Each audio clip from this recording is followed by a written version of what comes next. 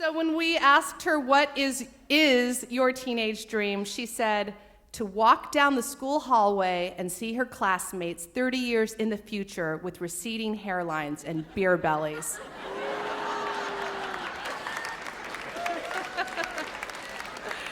I think if Facebook is still around, you'll get your wish, Isobel. Please welcome to the stage Isobel Connelly.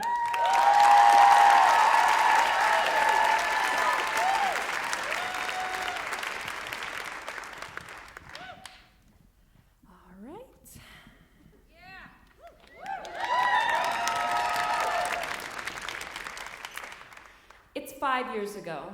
I'm 12 years old and I'm in 6th grade.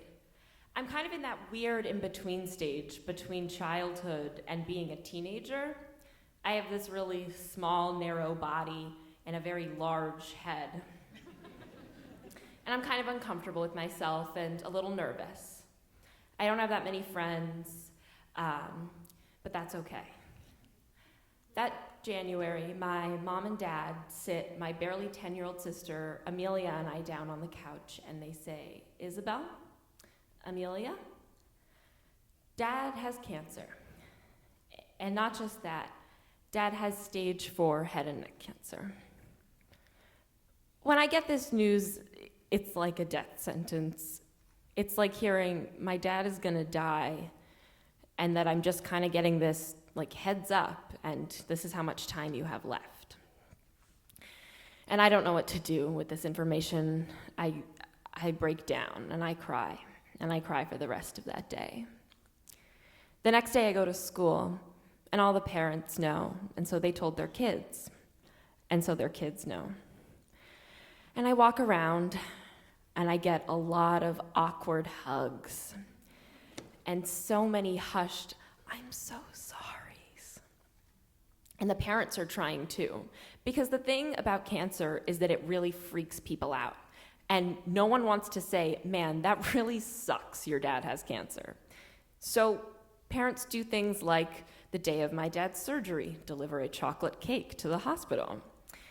We get giant glass containers filled with candy sent to our apartment. And one time, actually, someone sent a life-size plush giraffe to the hospital. None of these things were helpful, but people were trying. They showed up because they didn't know what to do, but they knew they had to do something. Back at home, my dad was gray, sickly looking, and he couldn't talk very much.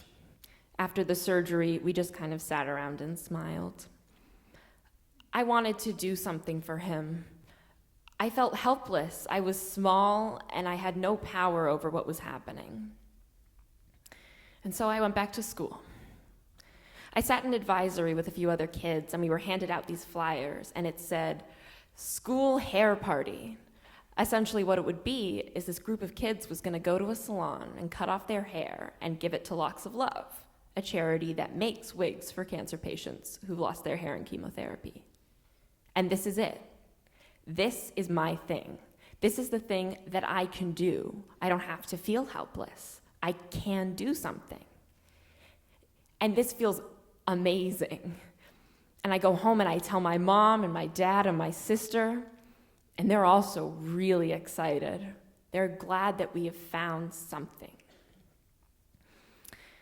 A few days later, I'm at home sitting on the couch, and my mom gets a phone call from our school.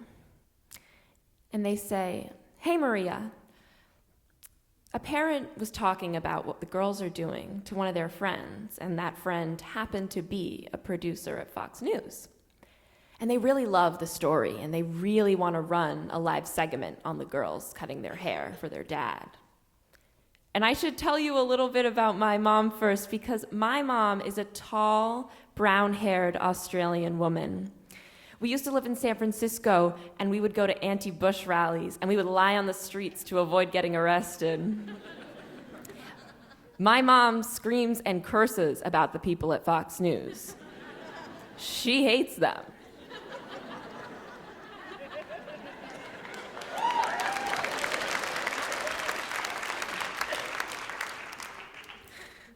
"This is not happening," she says.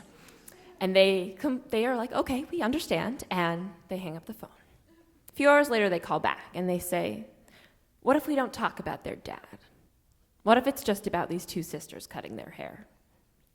And my mom complies. She says yes.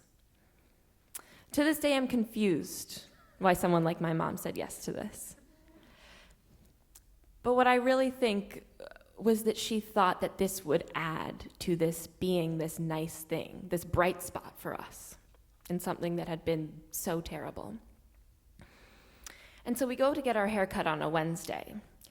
And the thing about Locks of Love is that it's not like a regular haircut. They put your hair in a ponytail and they cut the whole thing off. So 1 second you have hair, and the next you don't. And they cut off all my hair, and I look like a boy. And my tiny body looks even more small, and my really big head looks really a lot bigger. But it's okay, because my dad has had everything taken from him, so I can give this up. Fox News comes in. They take pictures and videos, and this is fine. A little bit exciting. We're kind of getting a little bit of a preview before the live segment. That Friday, we leave school early with my teacher, who organized the entire hair party. And we get to Fox Studios, and we meet up with the woman who cut our hair. We go upstairs, and we sit in the hallway. I wore this black and pink plaid dress that I thought was the coolest thing. My mom eyed the producer down the hall, and she took him aside and said, "Just so we're clear, you're not bringing up their father." And they said, "Of course." My mom knew that they might try and take advantage of this situation, and she was not about to let that happen. So we sat there a few more minutes, and then the producer calls us on, and he says, "All right, let's go." We walk onto the set. And the thing I never realized about a television set was that the lights are really bright. And as we walk on, I get this glimmer in the side of my eye, and I get scared. Really, really scared. And we sit down on this curved desk. There's this man to my left, a woman to my right, my sister, and the woman who cut our hair. I can't see the producer. I can barely see the camera. I can see my mom's shadow vaguely, but I can't see her face. We sit there a few seconds uncomfortably, and then I see the sign where the producer goes, 3, 2, 1. And we're on. And the man turns to me and says, "So how do you like your haircut? And what was it like to get your haircut? And why does the salon do this?" And we answer, and they, throw in a little bit of casual banter. And then they kind of hit this lull. There's a computer on the desk. The man sees something pop up, and he clicks on it. He looks a little stunned. He leans back in his chair, and he puts his hands on his hips, and he says, as he turns to me, he says, "Isobel, so we hear your dad has cancer,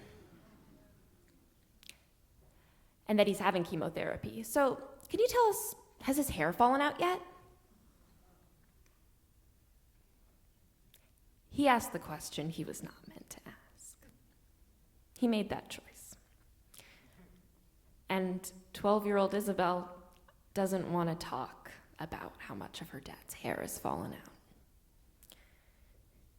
And I know it's live. And I know my dad's watching. And so I muster up the tiny amount of courage I have, and I turn and I say, "No, not really, just a little bit in the back." And as he's about to answer, I see this figure. I see this woman. She's running onto the set. She's running onto live television, ladies and gentlemen. She comes on and she starts screaming at the anchors and yelling at the producers. She's cursing them out like I've never heard before. As she yells, she angrily, grabs us from behind the desk, and our mics fall off onto the ground, and we run down the stairs because she says, "I'm not waiting for the elevator."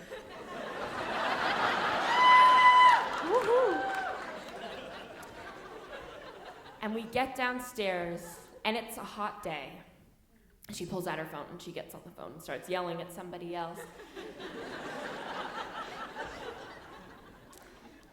And I sit down on the ground with my sister, and I just realized what happened. And I thought to myself, is this what adults do? Do adults say they're gonna do one thing and then do another? Do they choose to do the bad thing?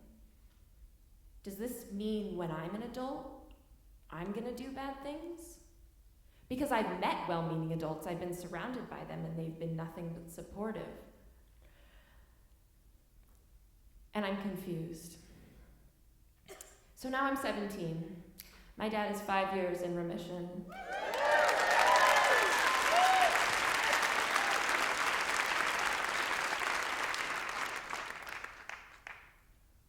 And I think a lot about this choice we have as we get older and we become adults. We make a choice to be a good person. We make a choice to do the right thing.